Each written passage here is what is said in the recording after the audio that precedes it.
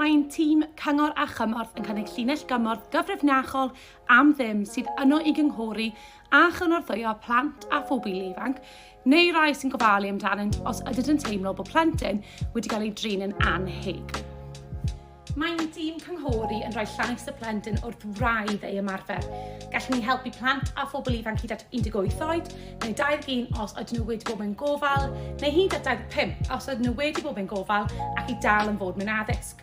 Gallwn nhw rhoi cyngor neu gymorth i gael mynediad at unrhyw un o'i hawliau plant, a hefyd darparu cyngor a chymorth i oedolion sy'n gweithio gyda plant neu'n gofalu amdanyn nhw yng Nghymru.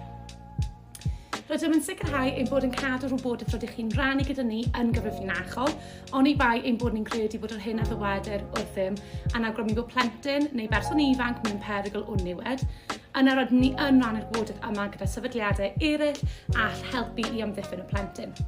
Ein nod yw bob amser i'w rhoi cyngor neu gefnogaeth i chi'n uniongyrchol, neu eich chyfeirio i'r gyfeiriad gywir. Rydym yn aml yn helpu gyda materion fel hawliadau addysg, gwasanaethau cymdeithasol a chwynion. Ond cofiwch, efallai bod y broblem mae eich plentyn yn ei wynebu yn wahanol ac mae hynny'n iawn. Gallwch chi gysylltu â'n tîm cynghori o hyd, a os na allan eich helpu, byddant yn eich cyfeirio at rywun a all.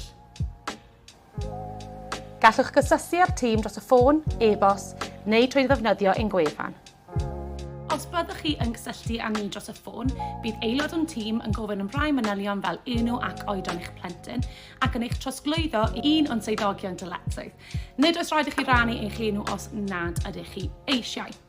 Os wedyn rydych chi'n cysylltu â ni drwy e-bost neu ar ein gwefan, bydd rhywun o'r tîm yn cysylltu â chi i siarad am eich broblem. Cofiwch, mae'r llinell gyngor ar gael o ddydd Llun i ddydd Gwener rhwng 10 a 4 o'r gloch y pnawn ac mae am ddim i chi ddefnyddio.